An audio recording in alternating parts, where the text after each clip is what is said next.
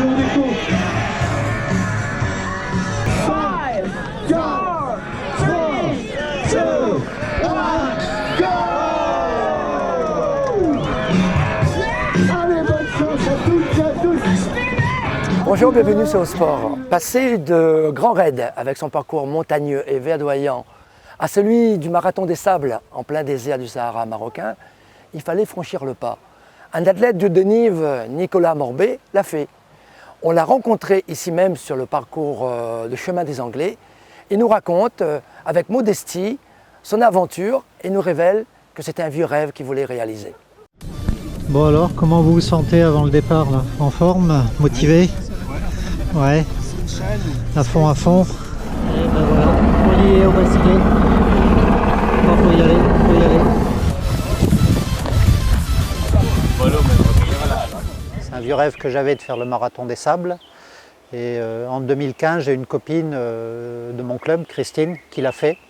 Puis je me suis dit, tiens, bah écoute, si elle l'a fait, pourquoi pas moi? Après tout, ça me faisait un peu peur, mais je me suis dit, comme on avait à peu près le même niveau, que j'allais aussi tenter l'aventure. Et puis, il y en a qui sont en groupe. Moi, j'étais juste avec un dallon de la région, Jacques. Donc, comme arrivaient mes 50 ans, je m'ai dit que c'était un beau défi pour mes 50 ans et je me suis lancé dans le grand bain.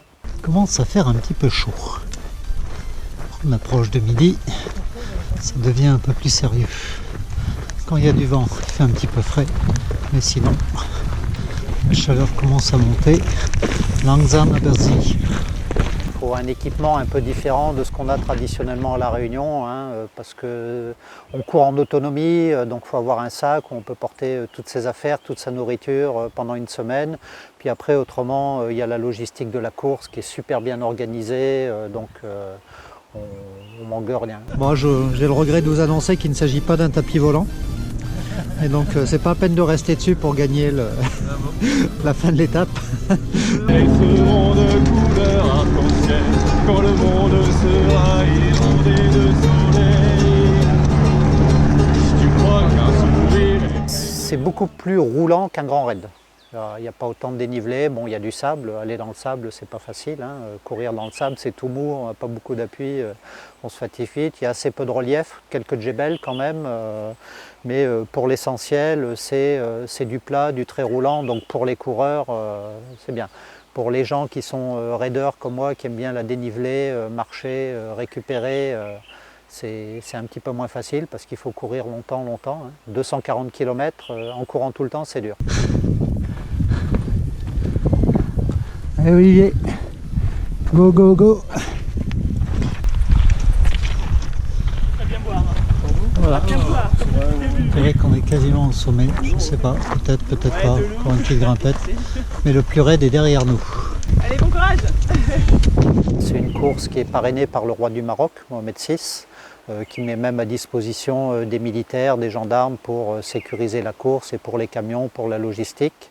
Et autrement, on a un peu plus de 400 bénévoles pour moins de 1200 coureurs, dont beaucoup de docs, les doc trotters qui s'occupent de nous, qui nous bichonnent pendant la course et qui sont très spécialisés dans les soins des ampoules.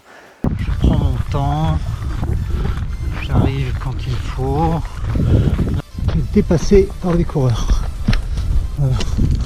J'ai suivi un Marocain qui a quitté la trace des coureurs, qui connaissait bien que c'était un raccourci. Il y a des grands champions, j'ai eu le plaisir de serrer la paluche pendant la course à Marco Olmo, un grand champion, là, un vétéran, un grand trailer, qui a fini premier vétéran dans sa catégorie, vétéran 3 je crois. Les championnes, il ne faut pas les oublier. La première féminine, une Suédoise, Elisabeth Barnes, elle finit 11e.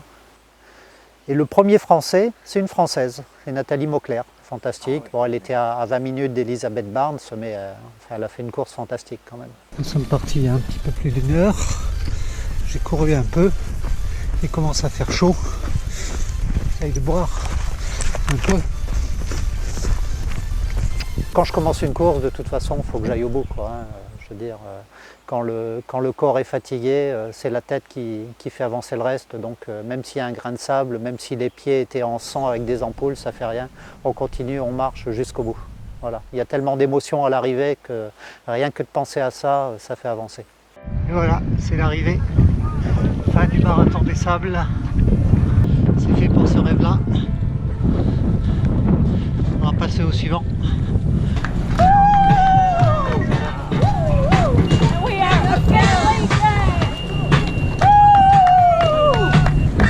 Le sport, c'est terminé pour aujourd'hui. Je profite de l'occasion pour souhaiter une excellente préparation à tous les participants de la Diagonale des Fous.